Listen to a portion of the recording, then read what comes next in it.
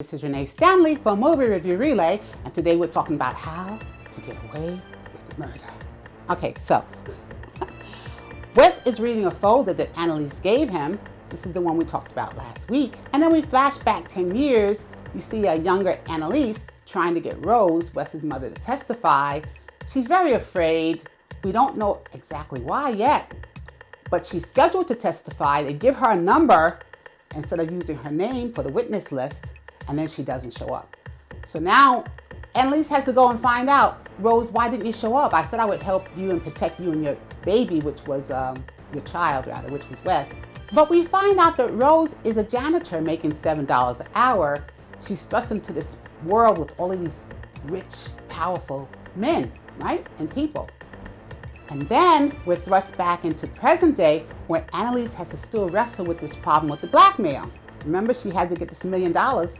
So all of the legal eagles converge upon her house, and they're all discussing about the $1 million. Are we going to get it? Are we just going to ignore them and show this Philip who's the boss because they still think it's Philip, you know? And in the meantime, Asher reaches out to Bonnie. He's still in love with her. It's very sad because she wants nothing to do with him. At least that's the face that she projects toward him when he asks her, you know? He's pouring out his heart to her. He wants her physically and he wants her emotionally and professionally because, of course, she's his mentor. She's very smart, you know? But Bonnie just pushes him away. No, thank you. You know, she doesn't want it. But then behind closed doors, Bonnie breaks down and starts crying. So maybe she really does love Asher, huh? What do you think? Maybe. And then Wes and Laura are having a moment and they decide to kiss. And then they said, oh, it's a mistake, we shouldn't have kissed. In the meantime, Frank is texting Laura, I love you, I love you. And I don't know if Frank is really sincere. We discussed it, a couple of my friends, and we were saying that, well, maybe he is because he confessed that he's a murderer.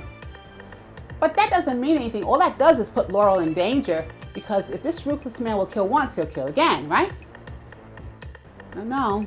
Later on, Annalise looks so beautiful and domesticated. She looks so pretty. She makes dinner for Detective Nate, and she actually serves Detective Nate as if he's her husband or her beau. It's so wonderful to see her with a moment of happiness. But then, of course, everything comes down on her, all the weight of everything that she's carrying, and she starts to cry. And guess whose shoulders she cries on? Of course, Detective Nate. And he's there with his strong arms to comfort her. It's a real waiting to exhale moment. And of course, they sleep together. That's a given, right? All right, so the closing scenes show Wes and Laurel discussing the 10-year-old folder, you know, about Rose, about his mother. And Wes questions his mother's suicide now.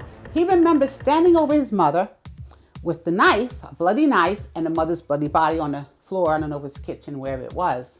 But you and I know that doesn't mean anything because Wes could have been removing a knife from his mother's body, being a 10-year-old boy. Maybe that was his first inclination. Oh my God, let me get this knife out of my mom.